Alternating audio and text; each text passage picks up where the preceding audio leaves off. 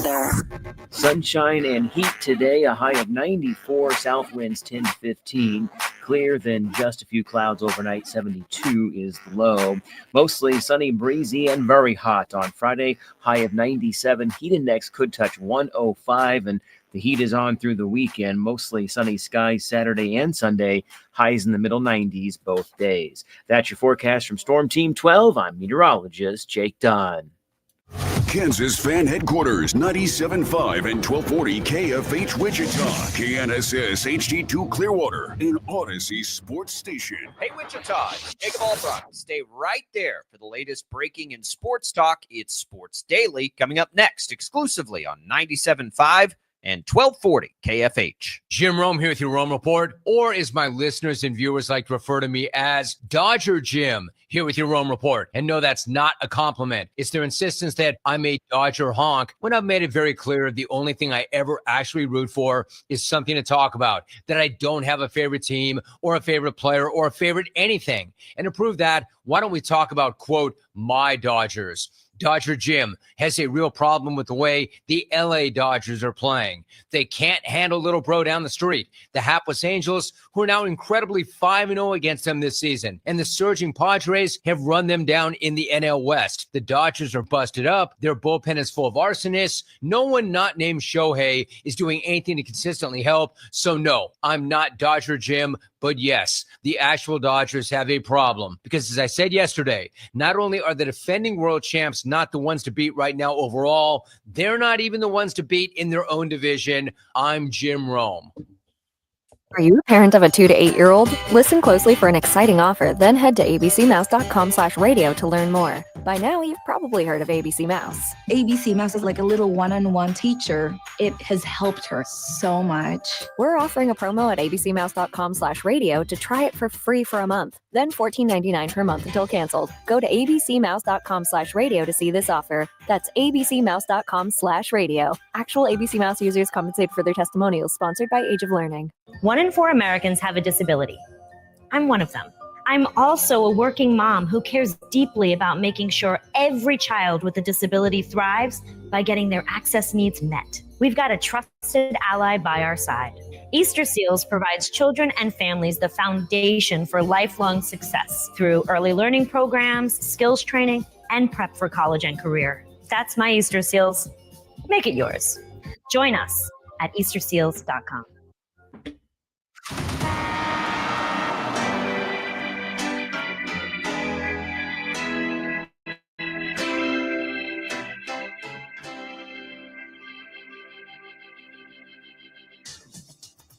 Now, from Wichita's most listened to sports radio, 97.5 and 1240 KFH. This is Sports Daily with Jacob Albrock and Tommy Kester.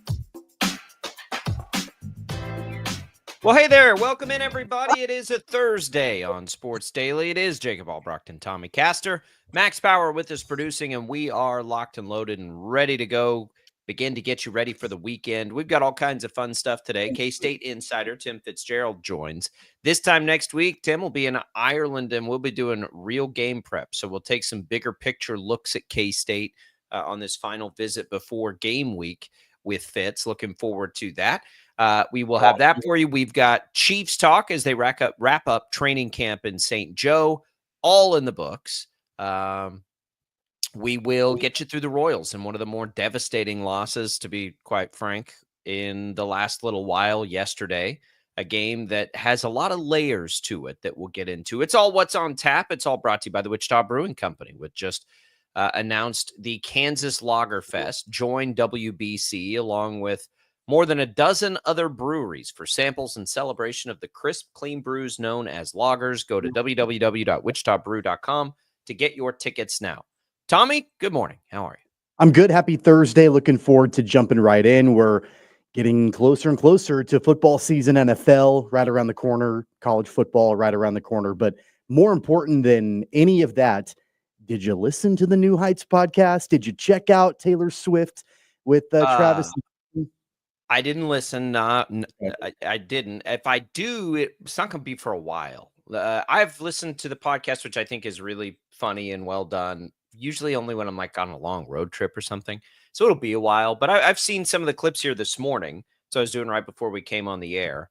It seems like it was good. Seems like it was going to be good for both of them because it makes them probably feel pretty normal. But yeah, no, I don't know if they broke the internet or anything last night. I think they did. I didn't watch all of it. I caught pieces of it. But it's a pre-recorded podcast, right? Right, And right. so, but they drop it and air it live on YouTube. And I think at one point there were like 1.2 million people watching Slightly it. under the YouTube stream of Sports Daily every day. Usually, I mean, like I was concerned that, like now we have a goal that we have to accomplish now. Like we set the bar, they got right up above that, and now we've got to beat them with 1.3 million. I would say This is competition for us, is what it is. Our direct competitors, the New Heights podcast. I think the comparison though is that New Heights, they've got Travis and Jason, we've got you and me, but then of course they've got Taylor Swift on their show. We have Max Power on ours. Yeah, so right, it's Max Power. comparable. It's a comparable. Max with a really interesting. After we left the air yesterday, Max came off the top ropes. Max, not a Swiftie. It's safe to say. Is that accurate, Max? Yeah, I don't get it. Sorry. So Max was railing in a little more, a little harsh language.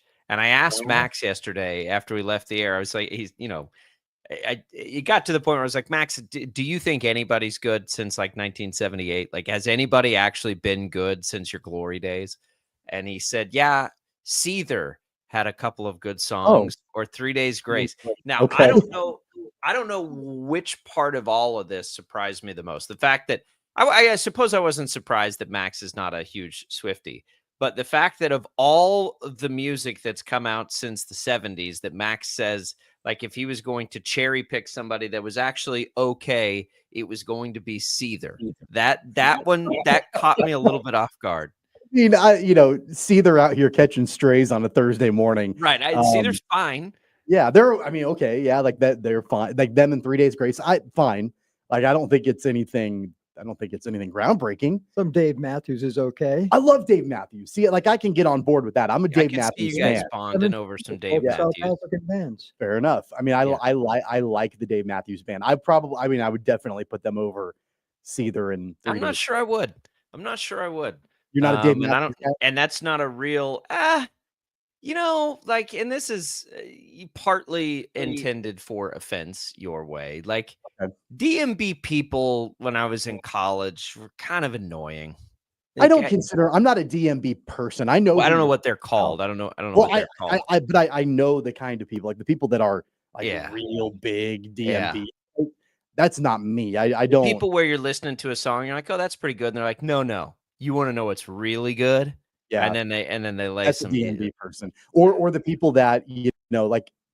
I mean, I don't think anybody could tell you that Ants Marching is a bad song. It's a catchy, fun song, but people are like DMB fans are like, well, there's a deep cut on this particular album, or you got to hear the live version of this, or the unreleased. Like, I just give me Ants Marching, and I'll be fine. I'll be. It's a lot like Swifties. I'll be honest. It's a lot like Swifties. Like you just like. Fish fans are kind of the same way. If you're a fan of Fish, you're kind of the same way as a like Dave Matthews band. I would say that some Fish fans. Like for me, I hear a song I like. I just want to listen to the song. Just leave me alone. Like I don't need a lecture. I like the song. I don't care what it is either. I like just about every kind of music. What about Bare Naked Ladies? I like the Bare Naked Ladies. I've always been a Bare Naked Ladies fan. Yeah, I'm in on Bare Naked Ladies. The DMB conversation reminds me of a scene from The Office. When Andy Bernard goes, he's got to be a DMB fan. Oh, he is, and he's the only one. Like they're the only ones at the roller skating rink, and the DJ is like, "Hey, you guys are by yourself. Anything you want to hear?" And Andy Bernard goes, "Yeah, Dave Matthews Band, but deep cuts only." And then he starts playing Ants Marching, and he goes, "I said deep cuts only." Like that. That's a DMB fan in a nutshell, right there. What's your favorite Dave Matthews song?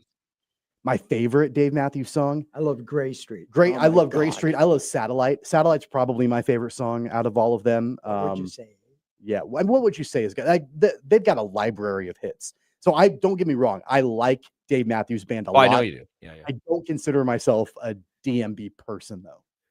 That's good to hear. There's a really good distinction between the two. There is. I think there's back to the original conversation, there's a pretty big distinction between a Swiftie and somebody who just, she makes really good music. A lot of There's also a really big distinction between a Swiftie and Seether and 3 Days Grace. I don't think you could get like the Grand Canyon is not as big as the gap between Taylor Swift and Seether and 3 Days Grace. That's a pretty wide gap, but they did lean into a lot of that from the quotes and clips I've seen in 10 minutes before we came on to the show. That's about all I've been able to take in on it.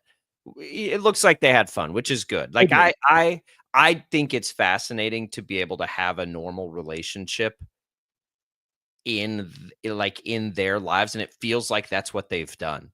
Like a very normal, like, I know they're not married, but brother-in-law ribbing that you get for like that just all feels normal. And the fact that they can actually pull that off is pretty impressive, to be honest. Yeah. And Taylor's out there throwing out, phrases like cover zero, The Xavier Worthy different things like that. Xavier Worthy. Like just that was of everything I saw. That was fun. I love that they're self-aware, and she's self-aware enough to say, I know that you guys have a big male listenership, and this is exactly what your listeners want, is more of me on the screen. And like that self-awareness, I think was brilliant. Oh, that makes me like her. I love messing with people. And the fact that she's just ready to mess with people is it's good stuff. It was fun. I'm glad they did it. Listen, this Chiefs train of the last 7 or 8 years has been so much fun to follow. And this has been this added layer. I think that's been really fun and cool. I know some people pretend like they're annoyed, but I think even the people that are annoyed enjoy being able to be annoyed by something collectively.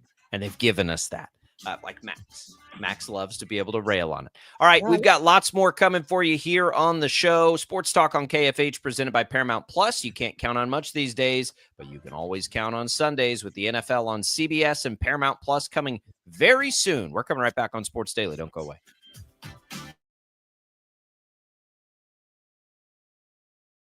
Lightning, hail, tornadoes, flooding.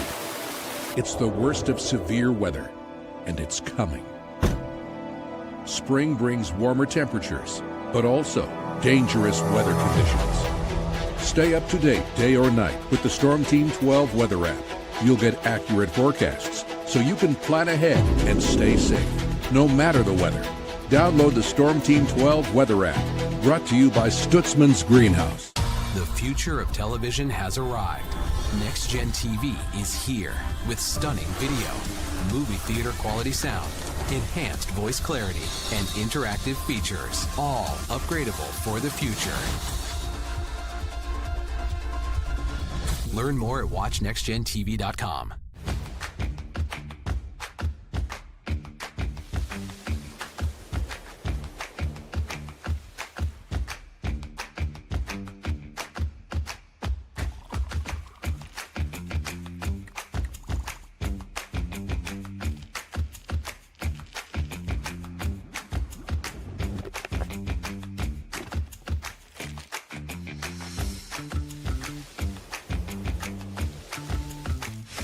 The canvas of our imagination. They tell a story. Clouds affect the events of your day.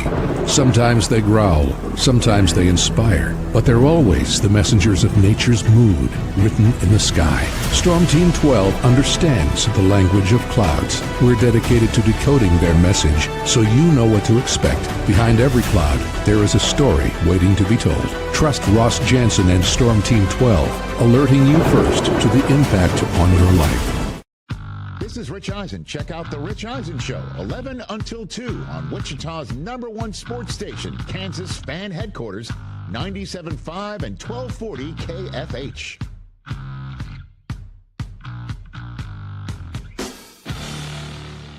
Odyssey is one of the most influential audio and entertainment brands in the nation. You already know Odyssey's iconic local radio brands in Wichita. But did you know Odyssey has the country's best collection of music, news, and sports brands? Odyssey is also a premium podcast creator, major event producer, and digital innovator. Odyssey brings people together across the country and right here in Wichita. Odyssey also delivers meaningful radio and digital audio results. Find out our story and impact at odysseyinc.com/Wichita.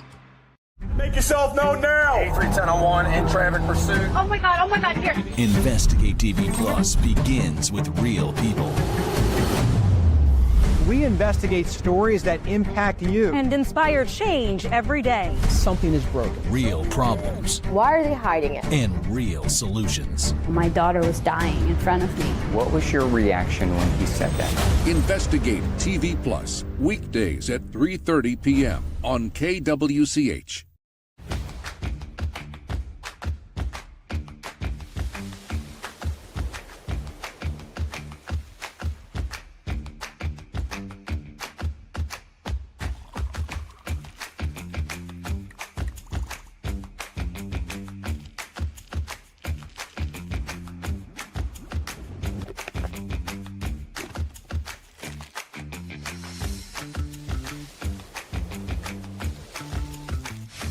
Hey, Wichita, Jim Rome here, celebrating over 25 years as the #1 midday sports talk show on Wichita Radio. Find out why. Tune into The Jungle, weekdays 11 until 2 on 97.5 and 1240 KFH. Mornings are busy. We're here to make your mornings better. We report the stories that affect you. 3 more hospitalized from contaminated apple juice just a day after the FDA issued a recall.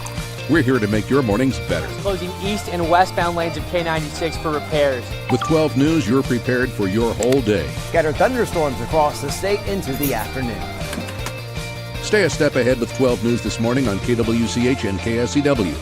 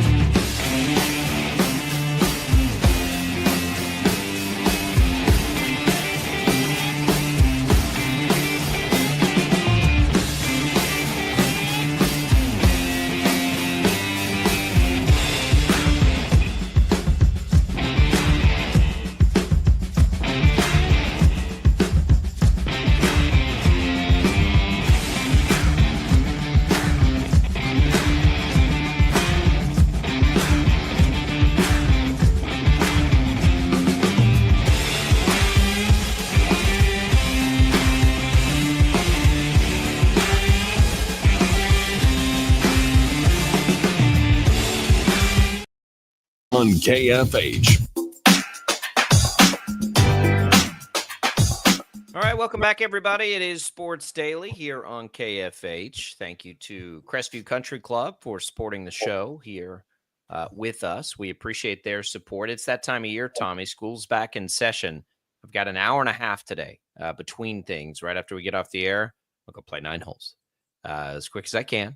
And I love that time of year. Like, no, there's nothing to worry about. The kids are at school. So I love that. And at the same time, my wife gets ready to head down to the sectionals of tennis, her tennis league. They're going to Oklahoma City. They're traveling. All of that because we're having fun at Crestview Country Club. Give them a call. Ask them about their memberships today. A lot of different things that the family can do out there. We appreciate their support. We come back in. Camp's wrapped, Tommy. Chiefs camp is done. It's in the books.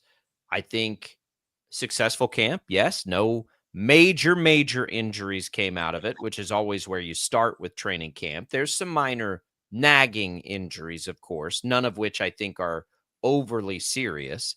And then we just continue to wait on the Rashee Rice news. Other than that, pretty uneventful training camp for a Chiefs team that's had some eventful training camps over the years. Yeah, they have, whether it's been holdouts like Chris Jones and contract negotiations or legal issues or, different things like that that have kind of loomed over training camp. This one, by and large, has been fairly drama-free outside of the Rashee Rice situation. But even then, I know that's kind of been hanging out there.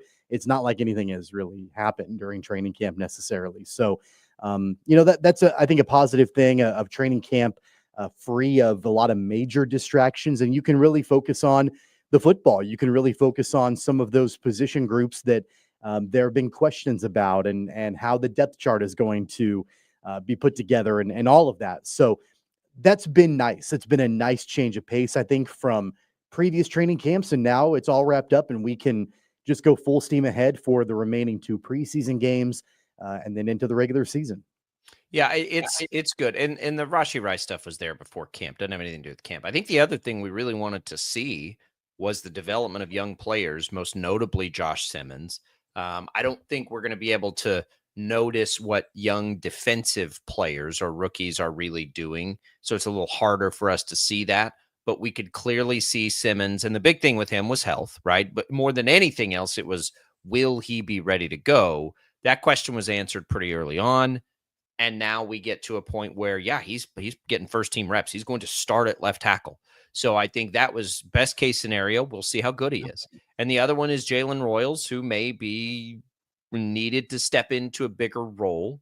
And I think will early in the season, maybe then when they drafted him, they thought, or maybe they did expect this. And that's why they drafted him. It was 4th round, not early, but not late, kind of that middle area. I think we saw what we needed to see out of the young players. Brashard Smith has been moderately quiet, which is fine. But that was the most important question to be answered, was what is Josh Simmons going to be able to give them right away? I mean, Tommy, it was like day one, basically, that he's going to start at left tackle. And we've heard nothing but good things. The evaluations have been almost all positive. And hopefully that solves the biggest challenge for this franchise the last 3 years, probably 2-3 years, 4 years, maybe.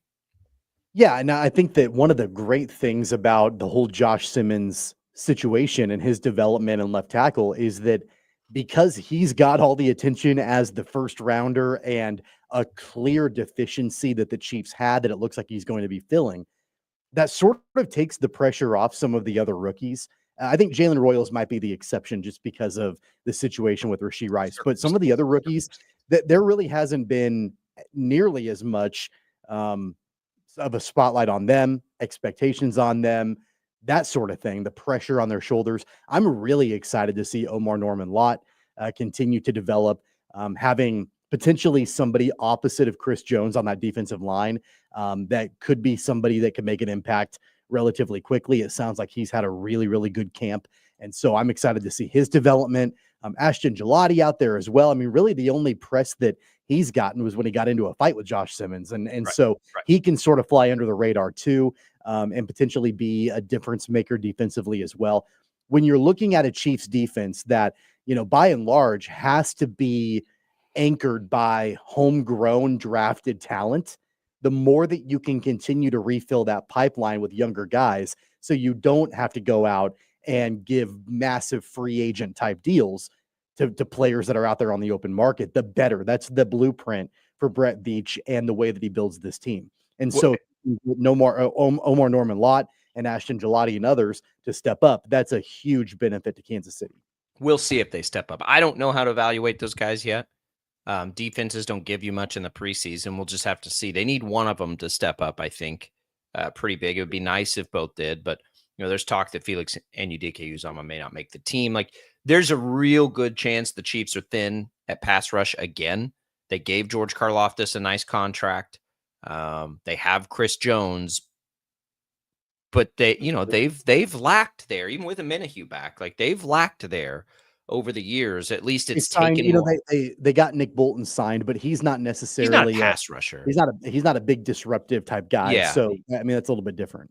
I think the defense will be fine early in the year, and I don't think it'll matter as much because I think the offense will be better, even with these injuries and Rashee Rice not being there. If Josh Simmons is any good, they'll be better. They'll have Pacheco.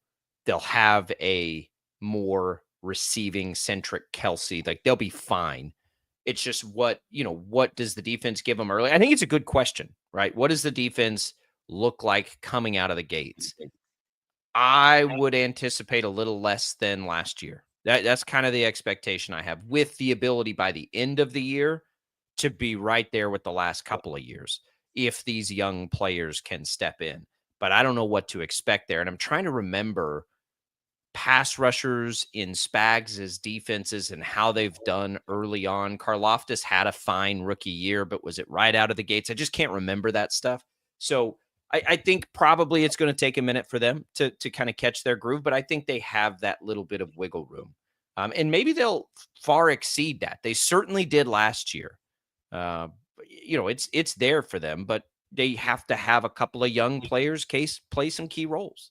In the example of Omar Norman Lott, by the way, I mean, he's a second-round draft pick, but the Chiefs also went out and got a contingency plan in the veteran Jerry Tillery. So I liked that because it wasn't like Tillery cost them a bunch of money, but he's had good reviews in camp. He's had, and in theory, he could always be kind of that bridge player to let a guy like Omar Norman Lott develop and eventually take that spot over. And so that's a really smart move. I think that Brett Veach has done that, pretty regularly, I think, in his tenure in Kansas City, where, you've got homegrown drafted talent, and then you go out and you get a bridge type player. You get somebody that can bridge the gap, a veteran that's not going to cost you a bunch of money, but you can come in and plug them in right away and let that rookie kind of develop. And so I wouldn't be surprised if that ends up being the strategy for Kansas City. We may not see Norman Lott right away in a large role, in a huge capacity, as they let him get acclimated to the pro game. Yeah, look, I would almost advise it, right? Like let's let these young guys grow and lean on the vets and do those things. I think it'll in that kind of philosophy. Does that make Josh Simmons really the only kind of plug and play rookie out of the entire draft? I think Royals probably needs. Well, we'll see. I don't know what to expect of Hollywood Brown's injury.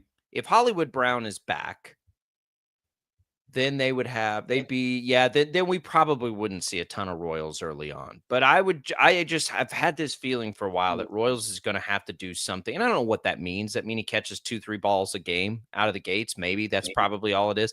But it'll be bigger than I think what we thought 2 months ago. But it's Simmons. Yes.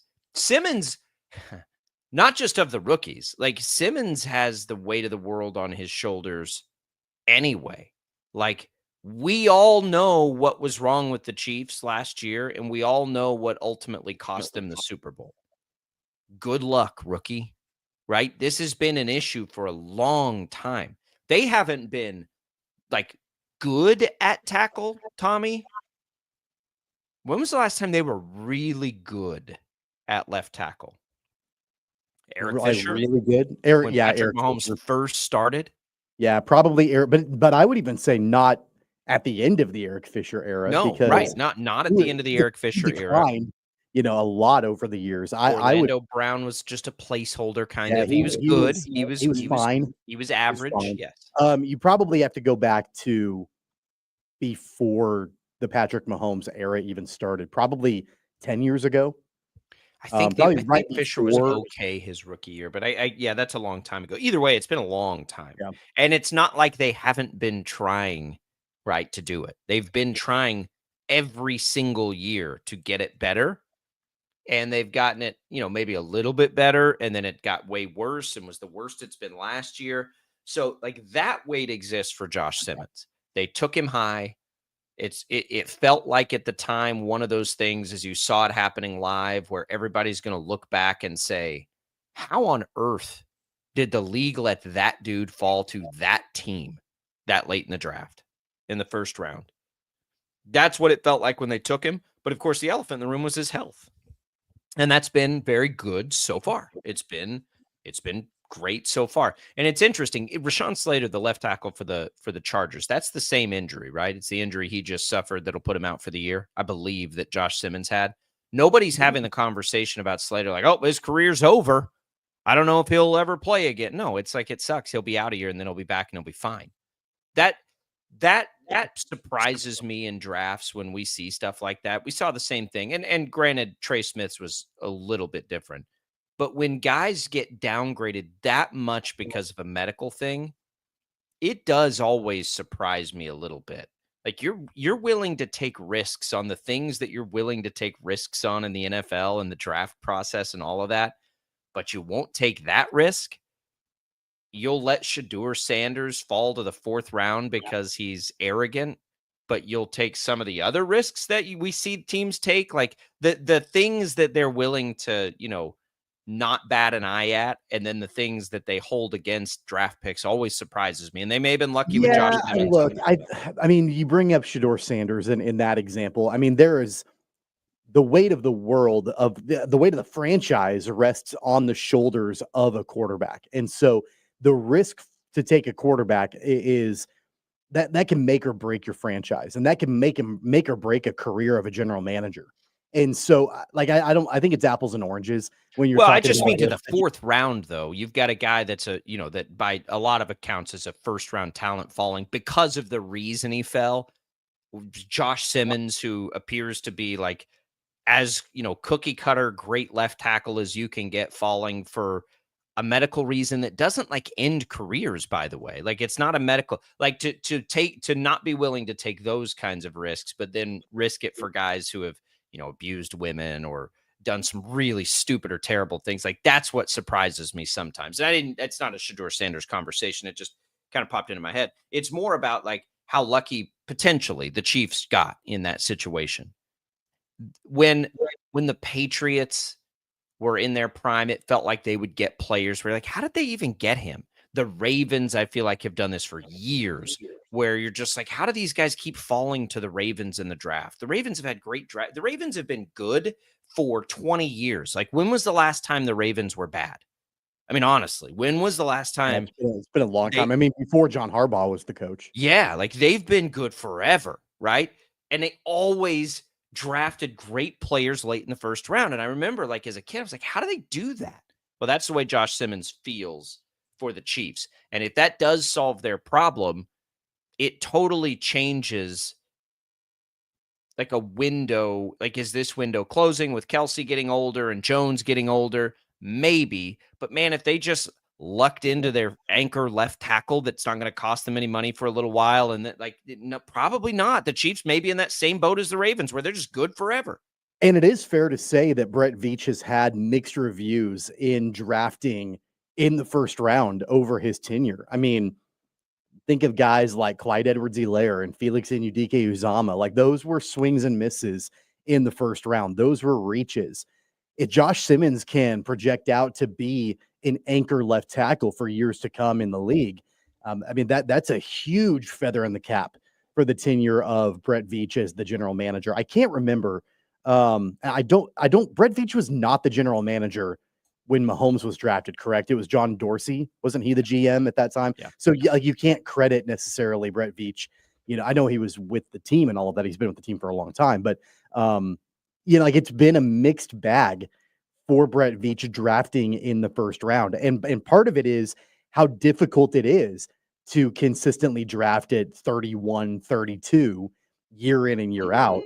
He may have taken over in 2017. Did he? Okay, so maybe he can be credited then with He came in after the draft, though. Okay, what was he doing? Okay. He was the co-director of player personnel, so he was involved. He was a large role in that. But when he's been at the helm, there have been, let's be honest, there have been some big swings and misses in the 1st round for Brett Veach, and so a Josh Simmons type draft pick, if he can be an anchor and solve that issue long term for Kansas City and project out to be a star in this league at left tackle.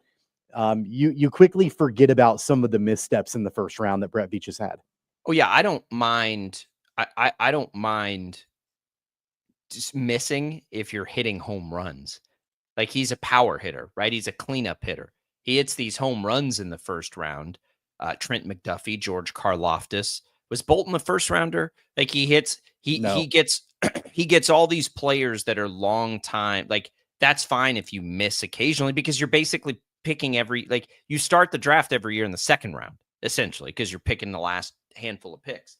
I got no problem. I think he does. The two glaring ones were Clyde Edwards-Helaire and Felix Anudike-Uzomah.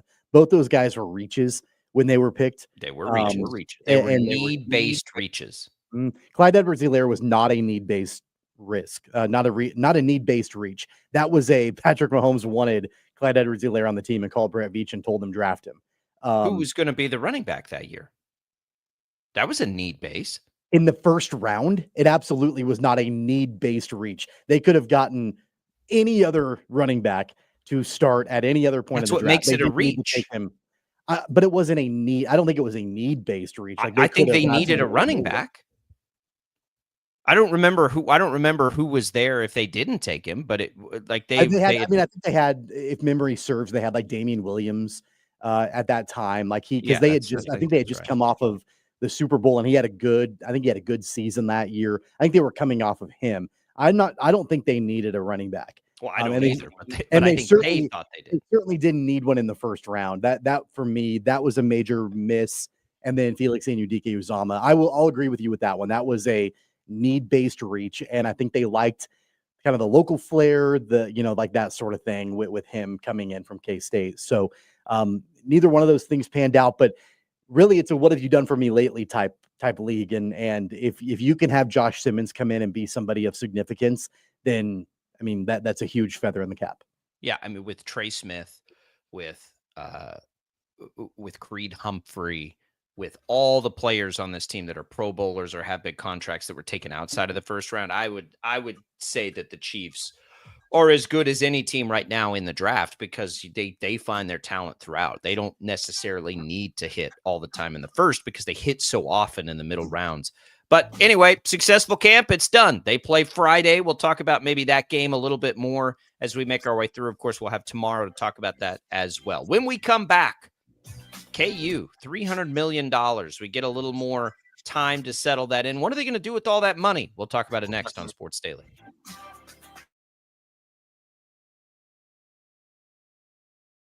Lightning, hail, tornadoes, flooding.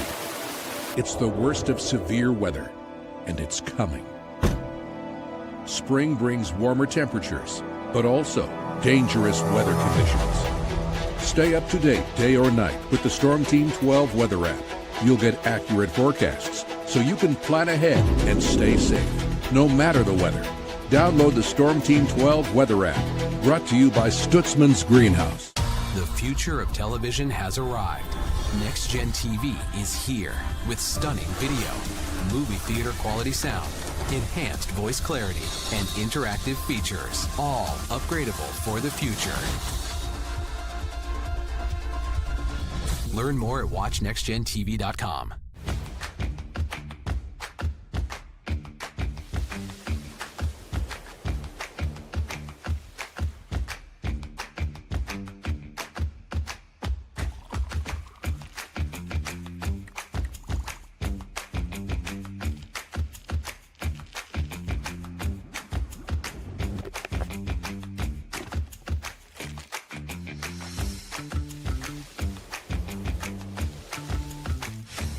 Canvas of our imagination. They tell a story. Clouds affect the events of your day. Sometimes they growl, sometimes they inspire, but they're always the messengers of nature's mood, written in the sky. Storm Team 12 understands the language of clouds. We're dedicated to decoding their message, so you know what to expect. Behind every cloud, there is a story waiting to be told. Trust Ross Jansen and Storm Team 12, alerting you first to the impact on your life. This is Rich Eisen. Check out The Rich Eisen Show, 11 until 2 on Wichita's #1 sports station, Kansas Fan Headquarters, 97.5 and 1240 KFH.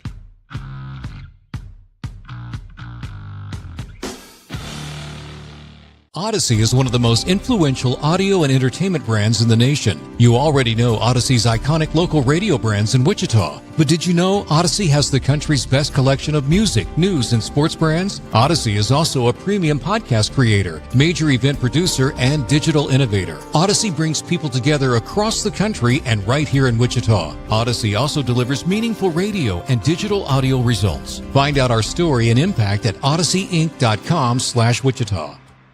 Make yourself known now. 831001 in traffic pursuit. Oh my God, here. Investigate TV Plus begins with real people. We investigate stories that impact you and inspire change every day. Something is broken. Real problems. Why are they hiding it? And real solutions. My daughter was dying in front of me. What was your reaction when he said that? Investigate TV Plus, weekdays at 3:30 p.m. on KWCH.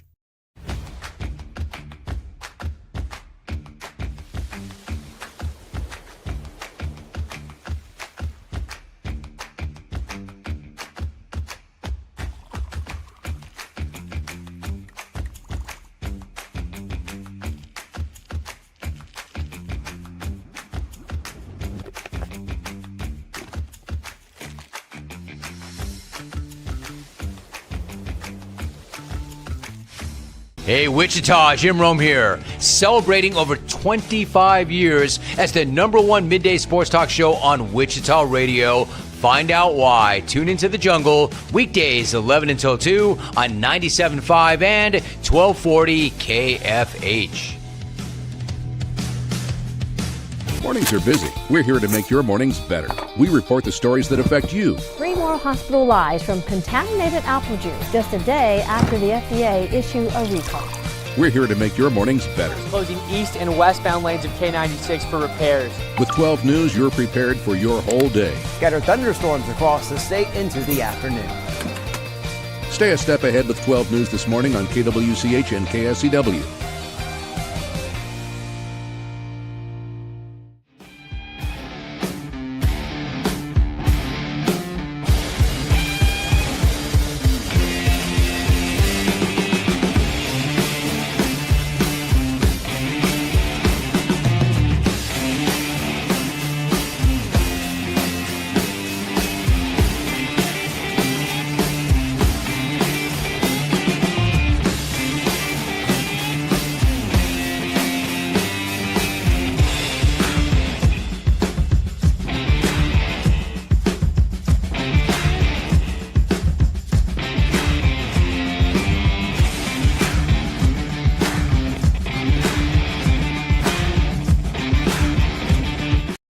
H.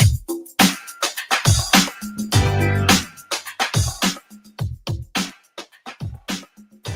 right, welcome back in, everybody. The Summer Concert Series back in Wichita, NAFSCAR Park this weekend. It returns Friday with the Roadhouse Saints live on stage. Gates open at 6:30. Show starts at 8.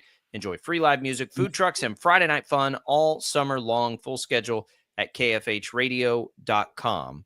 We join you back. We want to start you off this segment with an opportunity for you to win a great prize. How about a week at Swing 365? That is an indoor golf simulator. It's private. You get the whole thing to yourself. You get to use it for a week on us here at Sports Daily.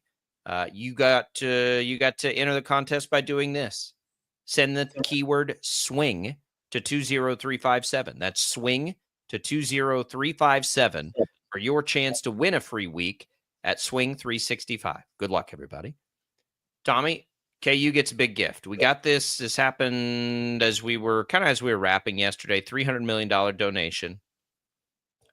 We think a lot now about like, okay, well, what does that mean, right? Like, what does that do for Kansas?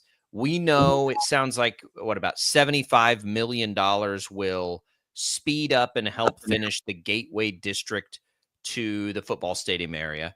I love hearing that because you've had all the debates and conversations and things about, how much taxpayer, like hopefully that just helps get that done and we don't have to worry about that as much.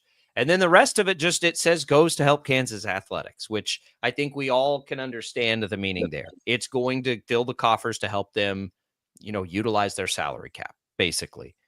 And I think that is it's got to be just a huge weight off the shoulders.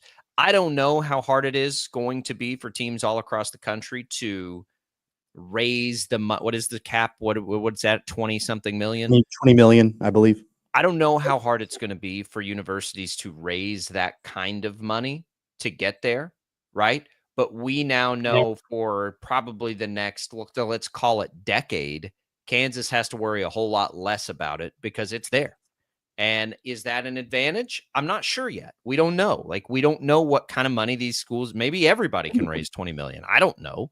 I don't think anybody knows yet, but it certainly makes life a little easier for KU athletics. Well, it definitely sounds like this gift from David Booth is basically all encompassing. I mean, it goes to complete the stadium project that's been much needed for a long time up at Kansas. I mean, the facilities were at one point the worst in the Big 12, one of the worst in the country, and a huge contributing factor to how far that football program had fallen in recent years. So that, I mean, that's a huge part of it to just get that done and not have to worry about, as you mentioned, the debate about taxpayer dollars and how it's going to be funded, and going out and doing a capital campaign and trying to get other donations from people. I mean, really, at the end of the day, like, that just kind of takes care of that, which is good. And then it spans a lot of different things. I would imagine other facility needs and revenue sharing and NIL and just making sure coaches' salaries. I mean, who knows? Like, it could go to a wide variety of places. 300 million can take the weight of the world off the shoulders of the entire athletic department for years to come. So from a competitive nature, you would think you could probably draw a correlation that the added funds will, in a roundabout way, help the competitive nature of Kansas athletics, but even just at a more basic level, just going to help fund the things that the university needs in the athletic department, that by itself has got to be a major, major, major benefit to Kansas. It will be. It'll be easier. I just, like, if I'm Booth or if I'm doing this, I gotta make sure majority of this is going to players. Like, and this is not like, no offense to any, like, sometimes when you get a blank check, it's like, we see this at universities, I think, a lot. Like, do we really need that? Like, we see it in government a lot. Like, do we really need to spend that kind of money on that? Like, what do we? So I think it'll be interesting. Booth is a more general donor for sure, and this is a more general gift. But I wonder what it's like in the process of these administrators as they're trying to go raise these funds. Like, how many times they'll hear, but this money needs to go to the salary cap, right? This money needs to be about us getting players. I think probably a lot. I mean, that's what I would want. Like, if I was willing to make that kind of big donation, because ultimately those things that you're talking about foundationally and fundamentally are good, and they help you win recruiting battles. And I believe all of that. We're going to be at the point, at least in the beginning part of this. And I think this is where we are now in kind of the Wild West. At the end of the day, it's about how much can you give me, right? It's not about, if you give me a bigger check, I'll play in a dirtier locker room. And so and that may stop with the salary cap. Again, I don't know how that's going to settle out yet. That's going to be totally different forward than it has been the last 2 or 3 years. But I just would want to make sure, like, I'm giving you $75 million for the football stadium. There's that. The rest of this, like, let's focus that money on making sure we're still getting the best players and making sure we get football players in here to do the right things.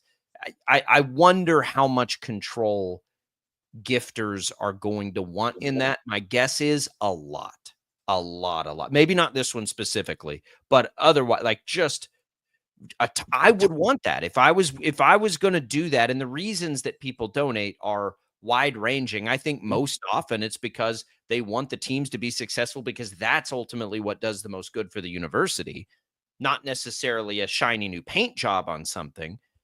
That's where I think this all gets really interesting. But either way, like, that is just a huge, ESPN reporting it as Kansas, claiming it as one of the biggest gifts of all time. It's got to be up there. It's got to be up there. I mean, as a single gift, for sure. I mean, I would imagine that there are other donors that like T-Boone Pickens is. Yeah, like he's been probably. I mean, I don't even know, $1 billion. I don't even know how much collectively, some of these other major donors have done. But one singular gift of $300 million, that's got to be up there, if not the biggest of all time. I mentioned this very briefly at the end of the show yesterday, that my very first thought when this came out was that it shows me the level of faith and trust that David Booth has in the athletic director, Travis Goff, and the general overall direction of Kansas athletics. And Travis Goff has been on the job for 4 years now, 3-4 years. When you look at where the university was when he took over from an athletics perspective, and specifically football, but just generally speaking, things were not in good shape outside of Bill Self and basketball. And even then, that was right in the middle of FBI investigations and the Adidas stuff. And like, there was a lot of drama going on at the university level. You had the Les Miles situation, and Jeff Long had a bunch of issues, and he had been let go. And you were wondering, like, can Kansas football ever get it turned around? And like, there were all of these different things that were going on.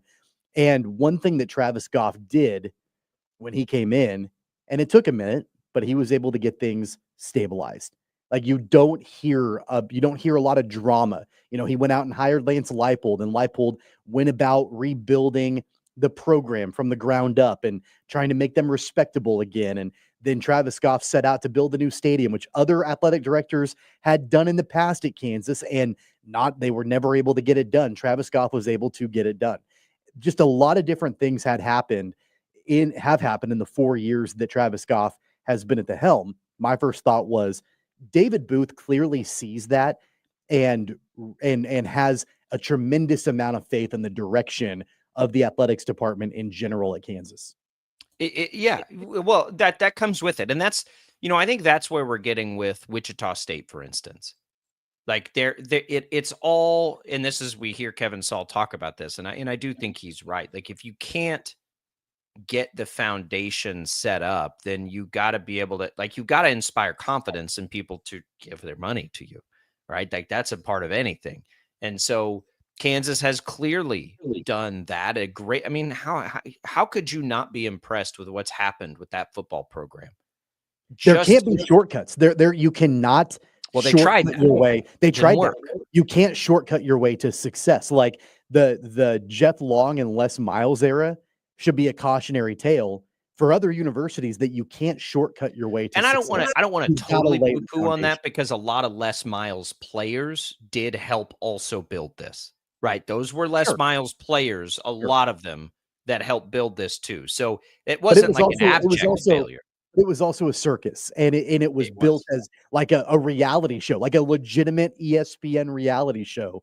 Like, that was part of the whole, like, bringing in these two clowns to Lawrence, was to put them on TV to show this rebuild that ultimately didn't happen under their watch. And there were players like you mentioned, I'm not going to try to say that they didn't bring in some players that had a lot of success, because they did. Jalen Daniels was one of them, right? Like, he's still on the team now. He's still in the program now. So, like, look, I think that generally speaking, though, I think you can let what Kansas tried to do as far as shortcutting their way to success be a cautionary tale for athletic departments like Wichita State. Like, you've got to lay the foundation, and that's what Kevin Saul is doing. I know, and there are a lot of people that would have loved some shortcuts. 100%, but it doesn't usually pan out that way. But then it still has to work, and that's the hardest part, and it has for KU, and they got the right guy. And Leipold has built that up, and they're fortunate that they haven't had to worry about men's basketball. Certainly makes your job easier. And women's basketball has gotten better in the last few years, and that's where I think a donation like this can really, really help, because only so much can be spent on a cap. So now, how do you win recruiting battles in women's basketball? Well, you show a commitment to women's basketball, right? How do you win recruiting battles in baseball? You show a commitment to baseball. Whether it's through, you can only spend so much on the salaries. So now maybe it's, here's also this facility, or this is how we travel, or whatever. But KU fans, I know, are fired up about this, and they should be. I don't know how much wins and losses wise it helps. I think it at least, though, alleviates that initial concern. And maybe I have it more than I should. But my initial thought with all this is, are these teams going to have $20 million to spend? All these football schools going to have $20 million to spend on players? Kansas doesn't have to worry about that part now. And that's, to me, the biggest thing about this gift, is that part. That initial stress is gone for a little while, right? And now all the money you raise can maybe kick that can down the road, and you can know we're funded. Like, our cap money is funded for the next 20 years. That'd be my goal. You don't have to worry about that part anymore. Now you can go do the rest. That could go to another raise for Lance Leipold, which, could be down the road. All those kinds of things, I think, to not have the stress of raising that particular funding has to make has to make you more successful. It has to make Goff's job easier and his ability to maneuver it a little bit easier. So KU fans are fired up about that, as they should be today. That happened yesterday. $300 million. David Booth. Stadium's already named after him. Not sure what else you can name after him. What else? Can you rename the university? The University of Booth. You might have to do that. University of Kansas, brought to you by David Booth. Sponsored by. They're not the Jayhawks anymore. They're the Booths. Yeah. I think you're gonna throw his name up everywhere. He taught you the rules of basketball. Like what else are you gonna do? What else can you do? We've all got our hobbies. I invest way too much in fantasy football. He's a Jayhawk fan. That's his hobby, and it's cool to see. It's good. Glad Kansas is able to reap the benefits of that. And now they got to go win some games, which will be interesting. We'll have Tim Fitzgerald, speaking of winning games, talking about how many he thinks K-State might win this year. That's coming up in our next hour. We got a lot more coming for you. We haven't even talked about that Royals game yesterday. It's because it's kind of hard to talk about. We'll do that, though, in the next hour. Don't go away. More Sports Daily coming your way.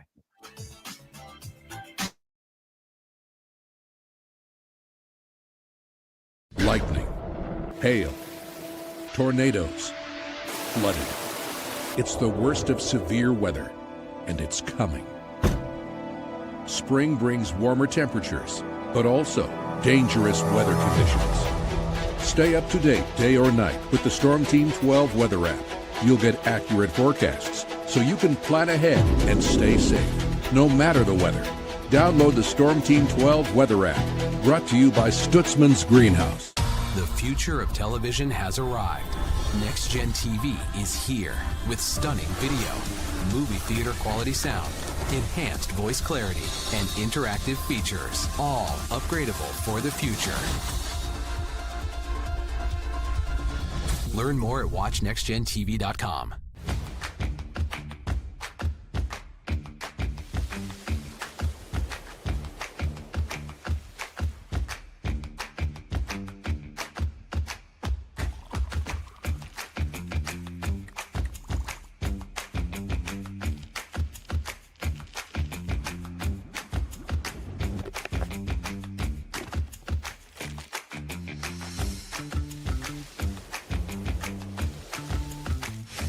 The canvas of our imagination. They tell a story. Clouds affect the events of your day. Sometimes they growl, sometimes they inspire, but they're always the messengers of nature's mood, written in the sky. Storm Team 12 understands the language of clouds. We're dedicated to decoding their message, so you know what to expect. Behind every cloud, there is a story waiting to be told. Trust Ross Jansen and Storm Team 12, alerting you first to the impact on your life. This is Rich Eisen. Check out The Rich Eisen Show, 11 until 2 on Wichita's #1 sports station, Kansas Fan Headquarters, 97.5 and 1240 KFH.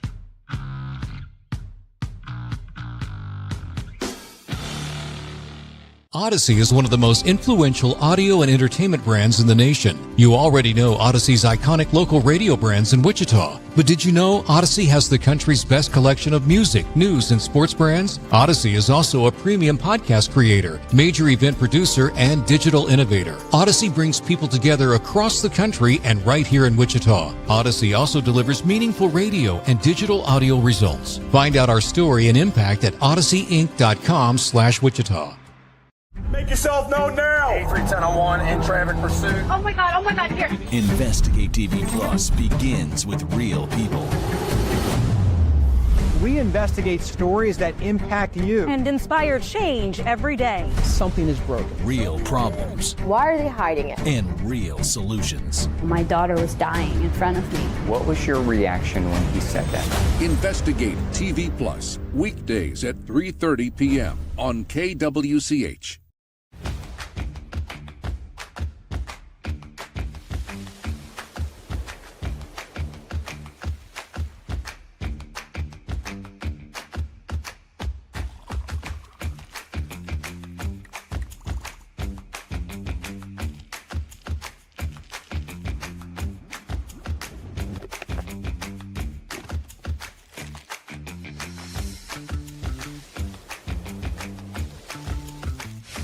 Hey, Wichita, Jim Rome here, celebrating over 25 years as the #1 midday sports talk show on Wichita Radio. Find out why. Tune into The Jungle, weekdays 11 until 2 on 97.5 and 1240 KFH.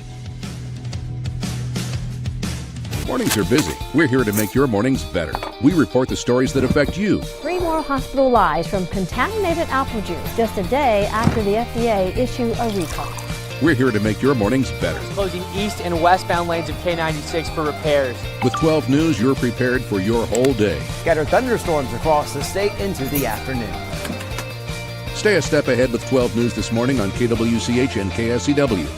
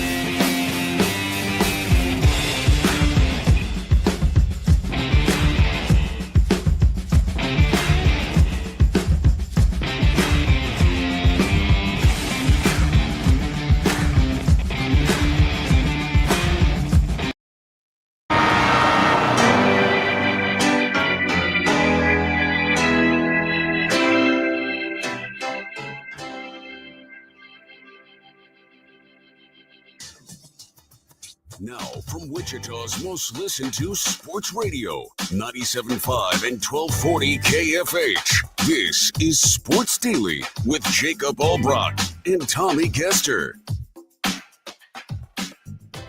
Welcome back, everybody, to Sports Daily. It is the second hour of our program here on this Thursday. Tommy Kester, Jacob Albrock, Max Power producing the program. The KFH hotline is open for you at 869-1240.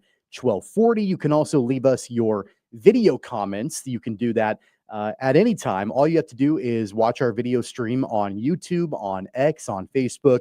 Leave your comments. We'll get to them as the show rolls on. You can also leave us a voice memo by listening to the show on the free Odyssey app. And then you click the microphone button. You can leave us a message. It's like leaving a voicemail. We can play that back for you on the air.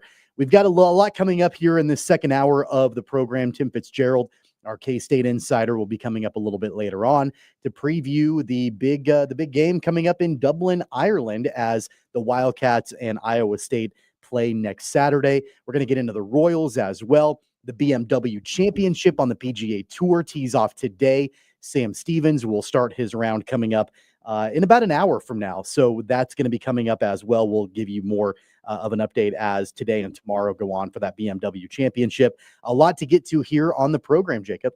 Yeah, it's a big day. It's a big day for a lot of kids in the area going back to school. It's a big day as colleges are kind of getting back on campus and we're getting ready for football season. And we've got football coming up in 9 days. Is that right? 9 days. We've got K-State and KU both playing week 0.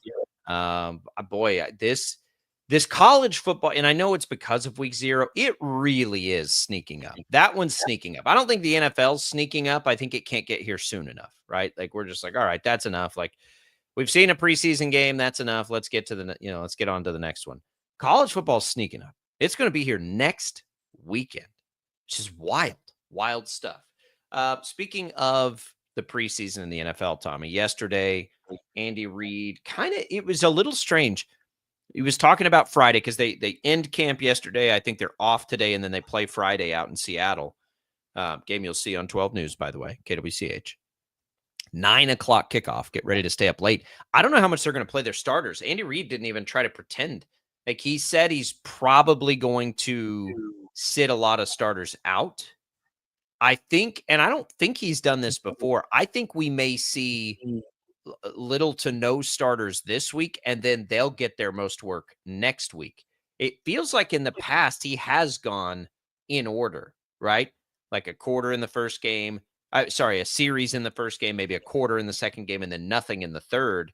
Kind of getting the indication maybe he's going to go a little more nothing in the second game this year, which is interesting. And He used a lot of reasons. He said he wanted to give Brett Veach enough time to look at certain guys. We know they'll have position battles. I'm not sure what to expect now based on what he said yesterday, but that's kind of what we're looking at here. It is a little more unknown maybe than normal. Isn't it usually exercise in futility to try to figure out what Andy Reid's going to do in the preseason? But he always does the same thing. It's an exercise in futility to listen to what he says, but it's because he always does the same thing. Yeah. But he's telling us now he may not play the starters. That's not normal. And like he doesn't normally come out and play the entire first half. I mean, like that's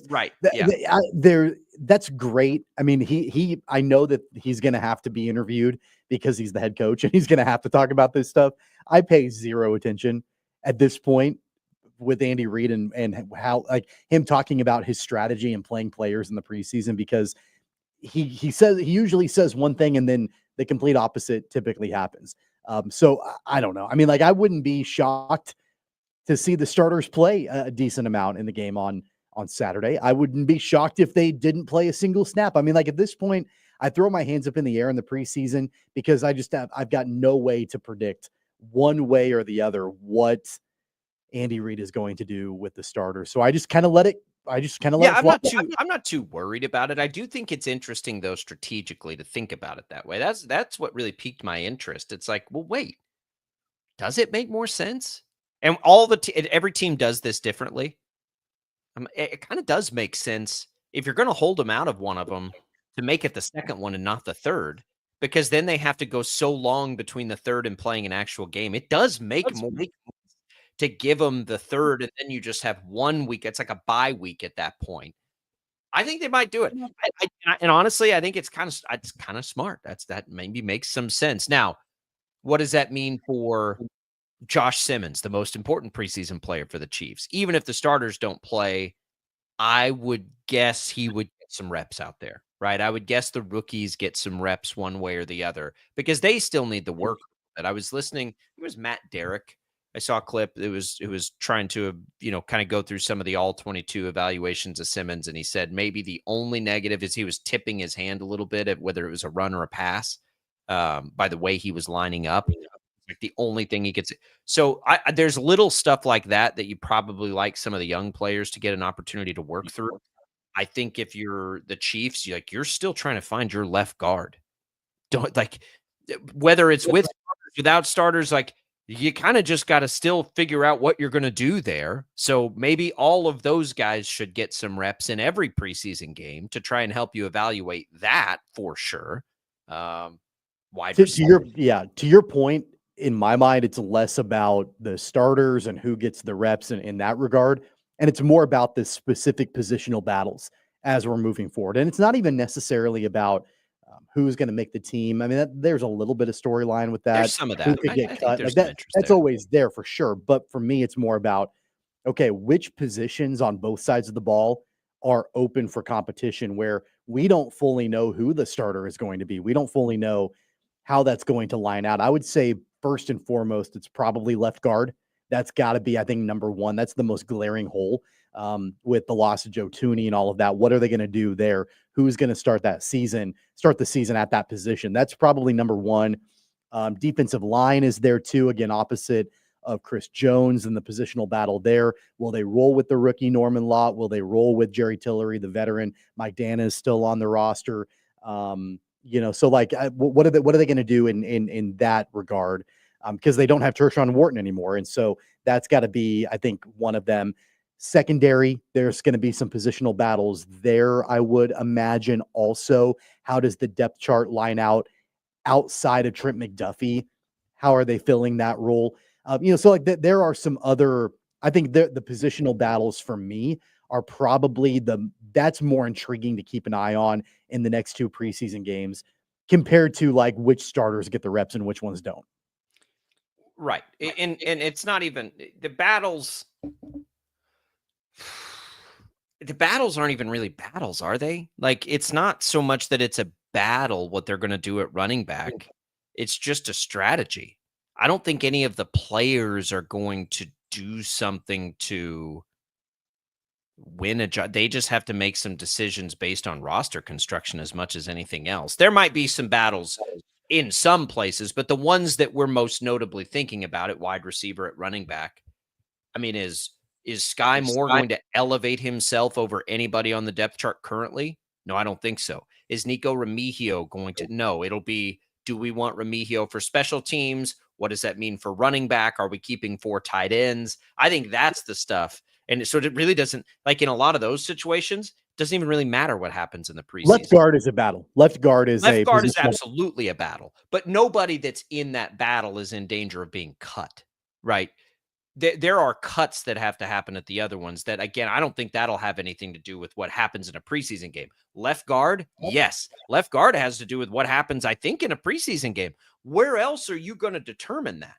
You got to have as close to live bullets as you can get to throw those guys out there and see what sticks. Again, this will be the fallout of trading Joe Thuney, right? We knew that there would be some.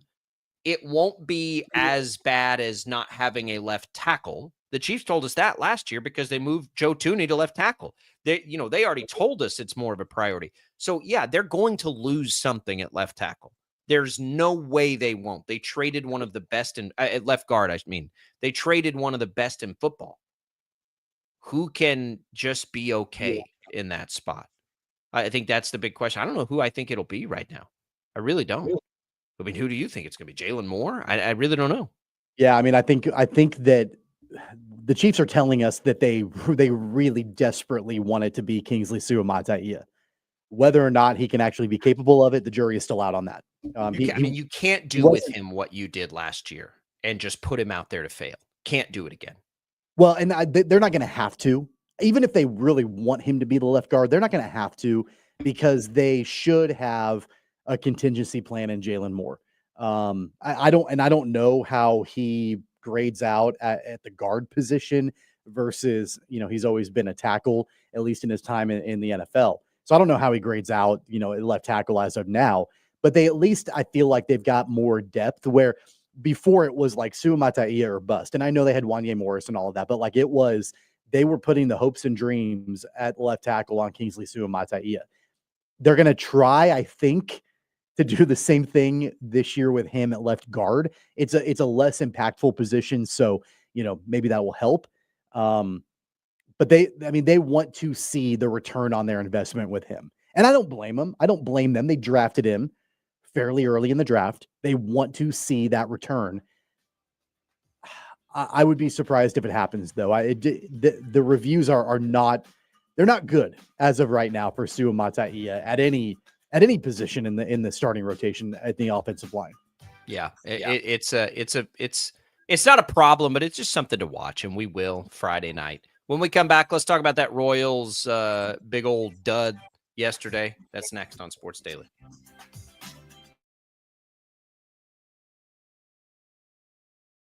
Lightning, hail, tornadoes, flooding. It's the worst of severe weather, and it's coming. Spring brings warmer temperatures, but also dangerous weather conditions. Stay up to date day or night with the Storm Team 12 weather app. You'll get accurate forecasts, so you can plan ahead and stay safe, no matter the weather. Download the Storm Team 12 weather app, brought to you by Stutzman's Greenhouse. The future of television has arrived. Next Gen TV is here with stunning video, movie theater quality sound, enhanced voice clarity, and interactive features, all upgradable for the future. Learn more at watchnextgentv.com.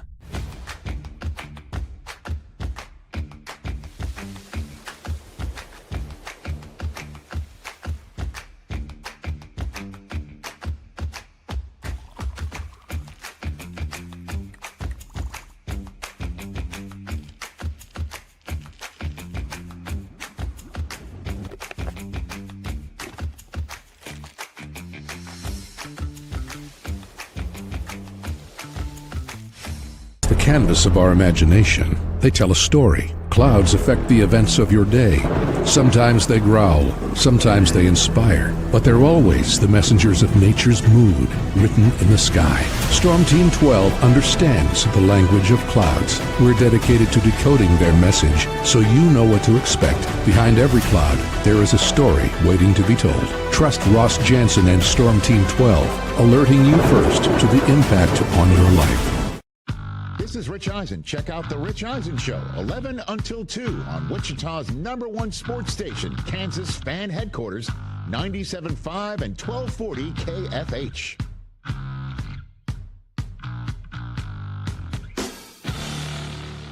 Odyssey is one of the most influential audio and entertainment brands in the nation. You already know Odyssey's iconic local radio brands in Wichita. But did you know Odyssey has the country's best collection of music, news, and sports brands? Odyssey is also a premium podcast creator, major event producer, and digital innovator. Odyssey brings people together across the country and right here in Wichita. Odyssey also delivers meaningful radio and digital audio results. Find out our story and impact at odysseyinc.com/Wichita. Make yourself known now. 310-01 in traffic pursuit. Oh my God, here. Investigate TV Plus begins with real people. We investigate stories that impact you. And inspire change every day. Something is broken. Real problems. Why are they hiding it? And real solutions. My daughter was dying in front of me. What was your reaction when he said that? Investigate TV Plus, weekdays at 3:30 p.m. on KWCH.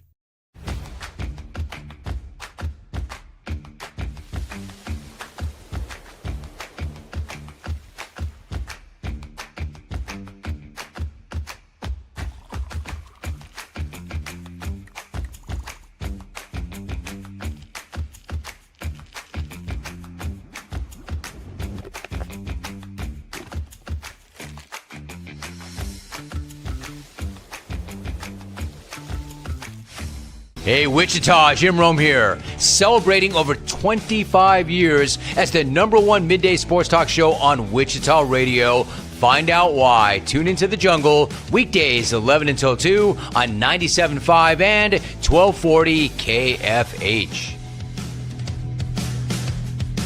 Mornings are busy. We're here to make your mornings better. We report the stories that affect you. 3 more hospitalized from contaminated apple juice just a day after the FDA issued a recall. We're here to make your mornings better. Closing east and westbound lanes of K96 for repairs. With 12 News, you're prepared for your whole day. Scattered thunderstorms across the state into the afternoon. Stay a step ahead with 12 News this morning on KWCH and KSCW.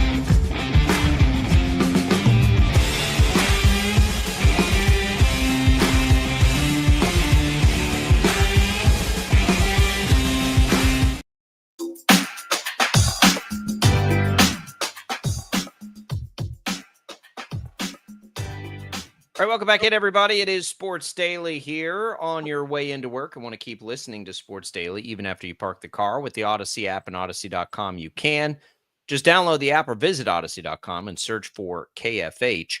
If you want to win some HTO right now, you can by texting the keyword T to 20357. That'll get you a free iced tea, more than 25 flavors to choose from at either the East or West Wichita HTO or down in Derby. Good luck, everybody there. Again, that's T to 20357. Tommy, we've been putting it off as long as we can here. It's Royals disaster from yesterday. And it didn't even start as a disaster so much that, Seth Lugo still doesn't look right. Something appears to be off with him. Like his velocity's way down. We'll get to that in a second. It's not even just that. It's that they came all the way back and let it go. That's what makes it the most excruciating. If they would have just lost the game, like 8-3 or whatever, it'd be like, whatever, just chalk it up. But they came all the way back. And despite coming all the way back, it felt like about 50 times in the game they were leaving too much out there. Like, man, they probably should have had more there. They probably should have had more there. And then in the end, that was like an almost every inning thing where they ended the inning. You're like, man, they should have scored more runs in that particular inning. They had opportunities to do that. I saw a stat that I sent to you after the game that in the last 2 losses, the Royals obviously lost in extra innings on Sunday in the finale against the Twins. And then yesterday, so their last 2 losses, in those 2 losses, the Royals were 5 for 32 with runners in scoring position. And that's not going to get it done. Now, of course, sandwiched in between those 2 losses were 2 wins, Monday and Tuesday, where they offensively looked really, really good. So kind of cherry picking stats a little bit in their last 2 losses, but clearly the reasons that they could have very easily been 4-0 in their last 4 games. Losing in extras on Sunday and losing yesterday. Both of those games could have been wins, probably should have been wins from the Royals. And we'd be looking at a team that if that happened, if they were able to actually convert those runners in scoring position in both of those games and win, then you're talking about a team that is 3 games over 500.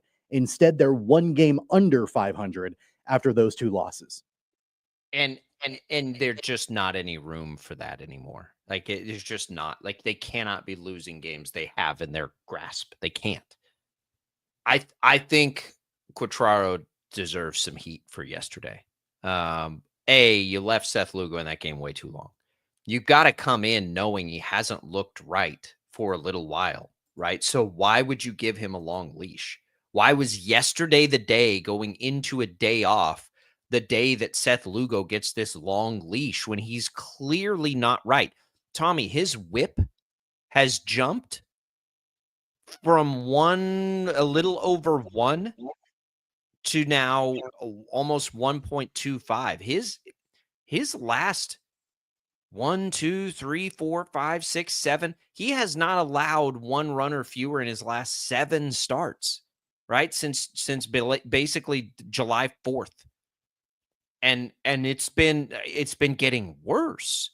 So like his ERA's risen more than a run since that point, since July. Something isn't right with him. Like, we know it's not right. We can all see it.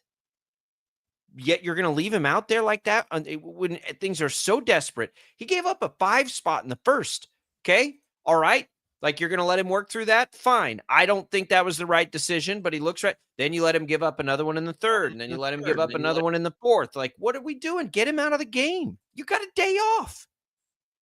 Yeah, I'm concerned that there are some long-term, some potential serious issues with Seth Lugo, and I don't know from an injury perspective what that is. This year, yeah, not next year. The Royals haven't said, they haven't been open or clear about if there's anything health-wise going on with him, but there's clearly, something going on there. Like you mentioned, the velocity is down. The placement is not good. I mean, he was throwing meatballs basically right across the middle of the plate, right? And so, he didn't look right, and that's all we know as of right now, just from what our eyes tell us. He doesn't look right out there, and I thought that it was impressive that the Royals offensively were able to battle back. The bats are alive. That's been really good. It's disappointing that they squandered a phenomenal game from Vinny Pasquantino yet again. I mean, Pasquantino has looked outstanding the last several games offensively. I tweeted after he hit that 3-run bomb that he's going to single-handedly try to get this team to the playoffs. Like, the team is on his back offensively, especially. And then, the Royals essentially squander that performance, which that was wildly disappointing. That it was, and that's where that's what annoys me so much about it is it was awesome that they were able to come back. Washington's got one of the worst pitching staffs in all of baseball. So even at 5-0, it was like, okay, it's the first inning here. They could be okay. And then they immediately get 2. And honestly, the feeling for me was like, oh yeah, they'll be fine. But they got to keep it, they got to keep it here. And then the Lugo thing, and he keeps him out there. And I'm like, God dang it. Like, what are we letting this game? Like, why are we letting Washington do this? Lugo's not right. So then you get all the way through. They get Lugo pulled out. The bullpen comes in, does, kind of what you would expect the bullpen to do, which is be effective. And you get it into a late inning situation. And Tommy, what happened in the game they lost the other day? Carlos Estevez in save situations is like lights out. In non-save situations, he is not good. And this has happened all year long. We have a long track record of this. We know this is a thing for closers in general. There are a lot of closers that are like this. You put them in that save situation, and they are going to strangle the other team into submission. You put them in any other time when the emotions are a little bit different, and they're not as effective. And he's been that all year. It sure sounds like. I mean, they used Ursig in a save situation on Tuesday night, so maybe that's he wasn't. That's because Estevez had pitched back-to-back nights. So if he wasn't available yesterday, I don't know if Quatrero felt like that was his only option. I mean, this is where the kind of lack of depth in the back end of the bullpen. You don't have Hunter Harvey anymore. Maybe. He's on the IL. Like, where else are you going to go? I mean, I guess they could have went Schreiber. They could have went Zerpa, like that. There were, I guess, a couple of different options potentially. It wasn't an ideal situation. I agree with you that Estevez shouldn't have been out there in a non-save situation because he's been flat out bad in non-save situations this year. But then you also have to think, what's the other option? Who else is available that Quatrero could have gone within a tie game? Well, I mean anybody at this point, because I just like it. We've seen it enough now, and I haven't gone through and looked at like every time he's taken a loss. I mean, we can, but it's just not like it. We can all see what's going on here. Like he's just, when he's in it, whether it be extra innings with a runner on second or whatever it is, like that is not the situation for Carlos Estevez, where he's been good this year. And if it doesn't present itself, like, would you, I guess we can't be revisionist. Like, had they not gone to Carlos Estevez, would you have been okay? Like, would you have been okay if they went with Zerpa? Yeah. And I've got to be willing to say that I would be. Yeah. Right. Because I give them grief sometimes when they do that. But at this point, we've seen it. The Minnesota loss was extra innings. There was a Miami game that he lost. Most recently before that was extra innings. It just like they're all over the place. Whenever he's the reason they lose a game, it's because it was not in regular. It wasn't in his spot, and that maybe he should be able to do that. But when these margins are as thin as they are, I mean, you've got to be ready to be desperate. And if that means going a little outside the box, then go a little outside the box. Yeah, they could have thrown Zerpa. They could have thrown Schreiber. Those were probably the other two options. Schreiber has pitched a little bit more recently than Zerpa has. But Zerpa, he pitched on Tuesday. No, he didn't. He hasn't pitched since Monday. So Zerpa would have been on a couple of days rest. He pitched an inning in relief in Monday's game. So in theory, Schreiber has pitched a little bit more recently than Zerpa has. So that probably would have been the alternative. Like, can we sit back and say that in a tie game in the ninth inning, we would have been okay with Zerpa over Estevez?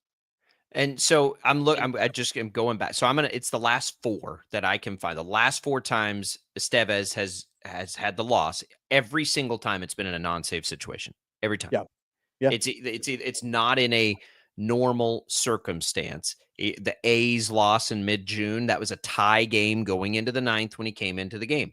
Jesse says, I know managers are supposed to be very patient and not overreact to trends the way the fans would like to, which is a good point. But Q seems extremely slow to react to what we are seeing, what are seemingly obvious trends. Yeah, I would agree with that. Now, I don't always think that's a bad thing, but he definitely doesn't overreact. It took a long time to move Jonathan India out of the leadoff spot, even though Jonathan India has struggled this year. He continues to try to use Carlos Estevez in situations that aren't cookie cutter, which has not been the most effective thing to do this year. Sticking with Seth Lugo, even though we all knew in the back of our head yesterday, something's wrong with Lugo. And then he comes out and gives up a 5 spot in the first, and you just roll him out there. Like we knew something was wrong going into that game. Clearly it is.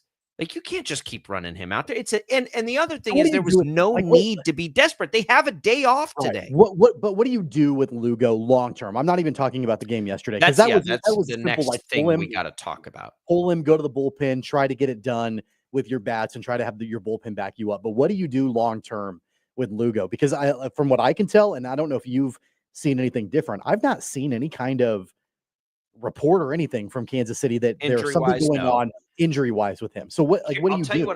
I'll tell you what I'm afraid of. I'm afraid that because he signed the big deal, there is an immense pressure for him to pitch through something he shouldn't be. That's what I'm afraid of. I'm afraid he's hurt, and I'm afraid he's trying to battle through it because they need him, because they're in a playoff chase, and because he got the big contract. And while I appreciate and respect both of those things, you can't continue to roll them out there to just get shelled. So you got to be careful. I mean, he's given up 6, 7, 2, 3, 2, 5, 2. So it's really the last 2 that have been the most alarming, where that's like not usable. Like, you can't do that. I think maybe giving him a day off the next time through, maybe a quick 10, maybe you just call it fatigue or something and give him a quick 10-day stay on the IL. If it's not something obvious with his physical stuff, something seems off. It's missing pitches. It's down velocity. It's all the things that have made him great are not working. And it just doesn't make any sense for it to be anything else. Like, Lugo didn't all of a sudden forget how to pitch. We've got a 2.5-year track record of what he does well, right? It didn't just all of a sudden turn off. So I'm afraid he's hurt, and I'm afraid he's trying to pitch through it, which is not good, which is not something that you can do. After the game, Lugo talked in the locker room and said that there's nothing wrong with him. His words were that he had completely turned the corner on the injury that he had back in May when he was on the IL for a little while. His words were that he just needs to execute better, and that he said that he called the outing pretty bad, which, yeah, I mean, the outing was pretty bad. But I mean, he, from his own mouth, is saying that there's absolutely nothing wrong with him. And so, that might actually be a little bit more concerning than if it was just like, yeah, my shoulder is bothering me, my elbow, I get whatever.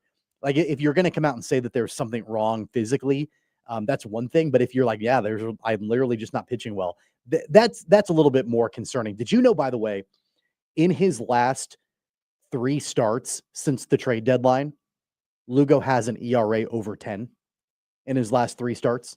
It's a 10.66 ERA. Yeah, it's been unusable. Awful. It's awful. Yeah, I mean, you can't do it. So not when you're in a playoff chase. Like, they just don't have the ability to let him try to work through it. And I'm glad he said that. I don't know that I believe it. It just doesn't make a lot of sense. He hasn't had stretches like this ever that I can remember. Because this is more than just the last 2 starts. Like, he hasn't looked right in a little while.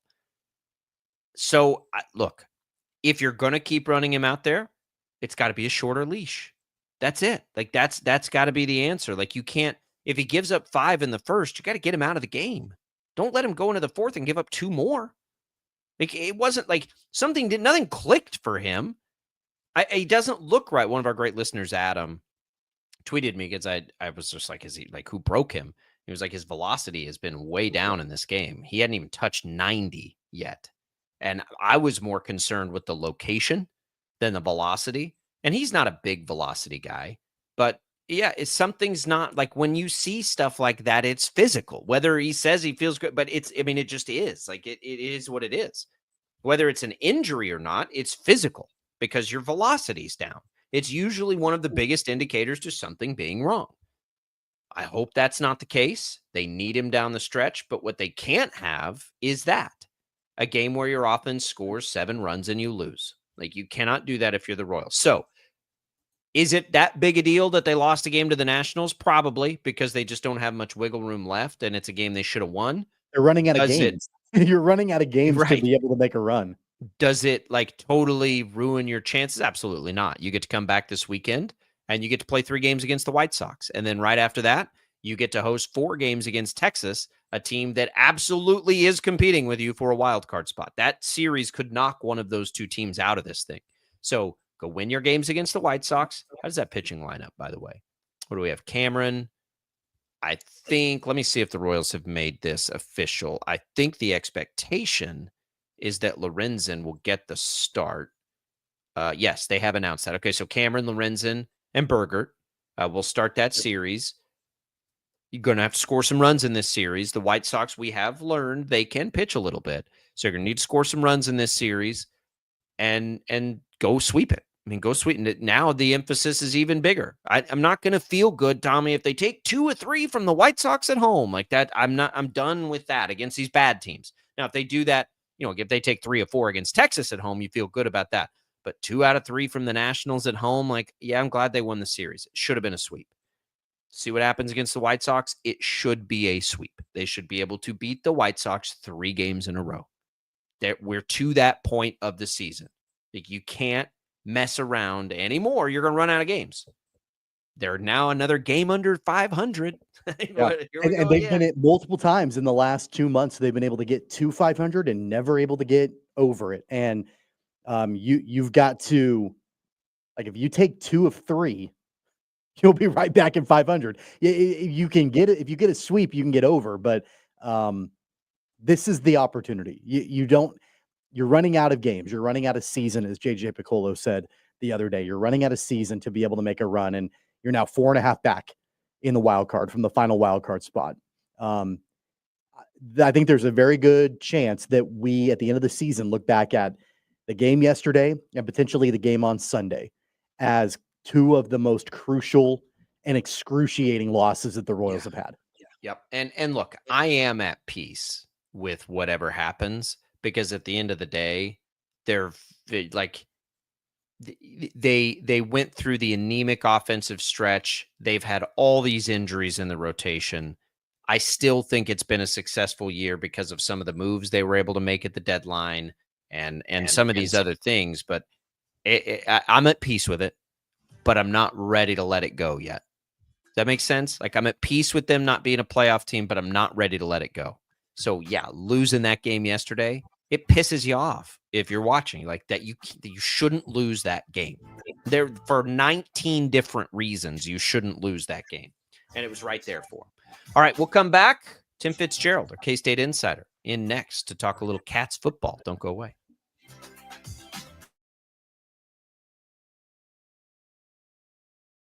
Lightning, hail, tornadoes, flooding. It's the worst of severe weather, and it's coming.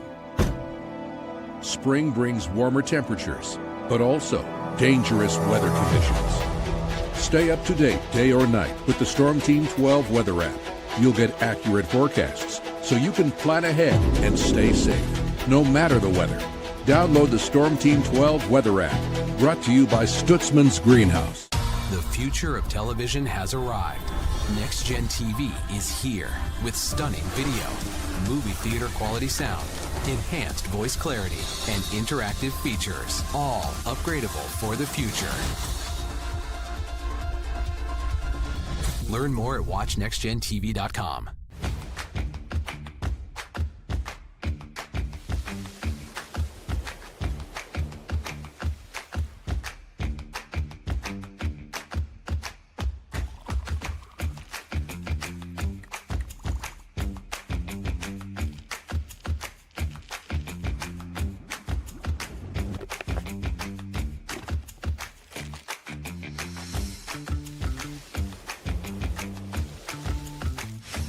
Canvas of our imagination. They tell a story. Clouds affect the events of your day. Sometimes they growl, sometimes they inspire, but they're always the messengers of nature's mood, written in the sky. Storm Team 12 understands the language of clouds. We're dedicated to decoding their message, so you know what to expect. Behind every cloud, there is a story waiting to be told. Trust Ross Jansen and Storm Team 12, alerting you first to the impact on your life. This is Rich Eisen. Check out The Rich Eisen Show, 11 until 2 on Wichita's #1 sports station, Kansas Fan Headquarters, 97.5 and 1240 KFH.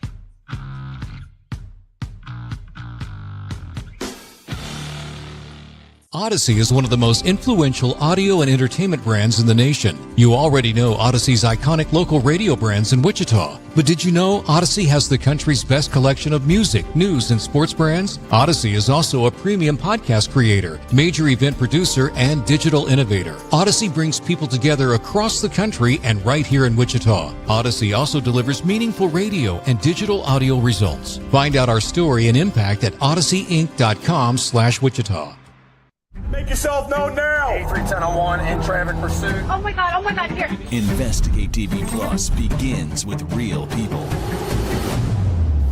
We investigate stories that impact you. And inspire change every day. Something is broken. Real problems. Why are they hiding it? And real solutions. My daughter was dying in front of me. What was your reaction when he said that? Investigate TV Plus, weekdays at 3:30 p.m. on KWCH.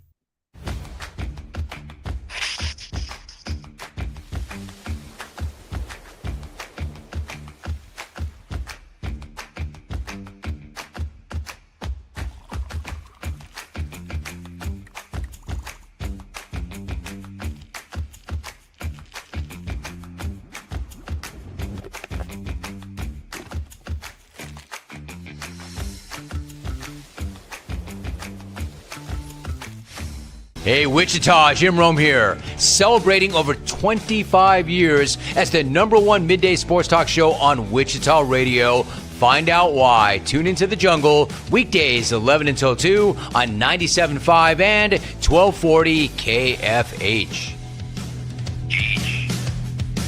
Mornings are busy. We're here to make your mornings better. We report the stories that affect you. 3 more hospitalized from contaminated apple juice just a day after the FDA issued a recall. We're here to make your mornings better. Closing east and westbound lanes of K96 for repairs. With 12 News, you're prepared for your whole day. Scattered thunderstorms across the state into the afternoon. Stay a step ahead with 12 News this morning on KWCH and KSCW.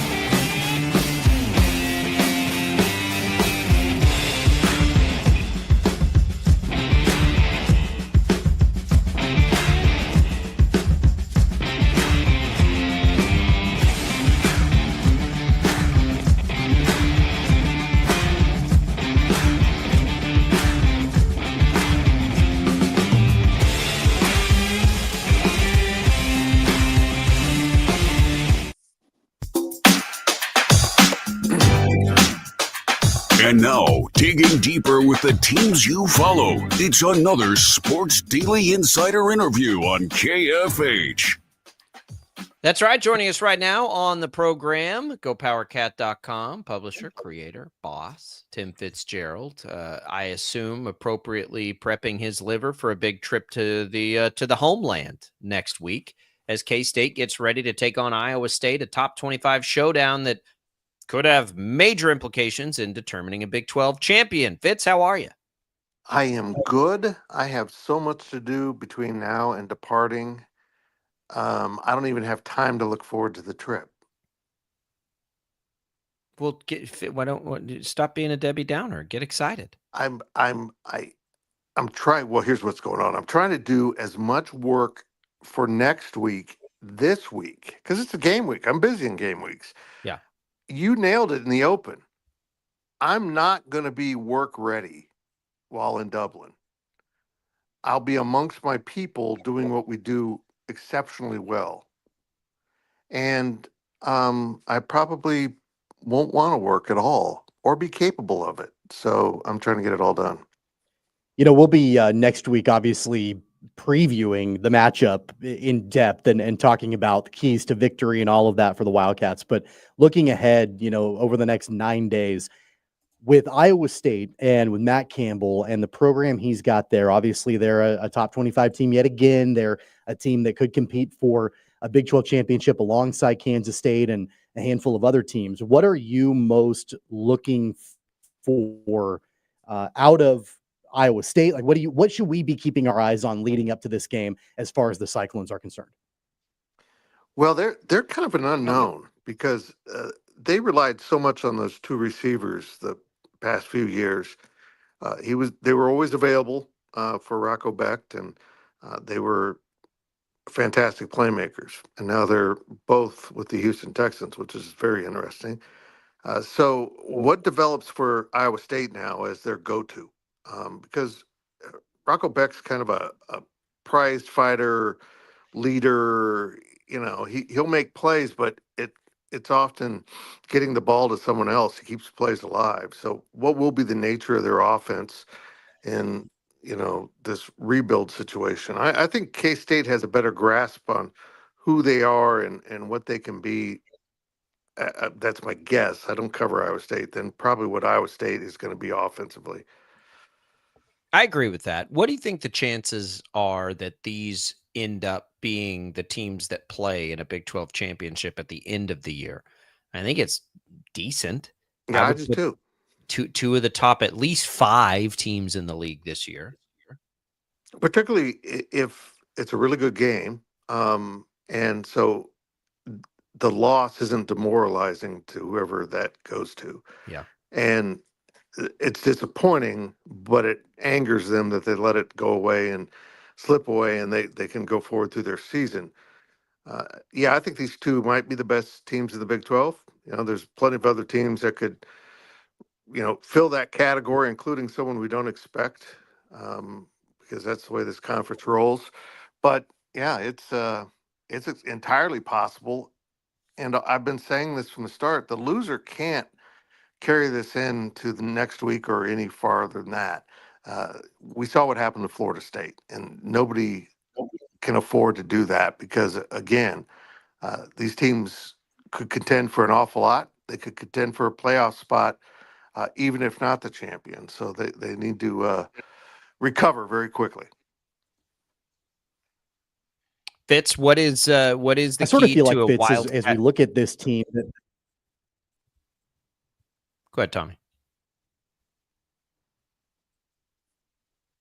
We may be having a little bit of a technical issue. Fitz, I think you can hear me. Yeah.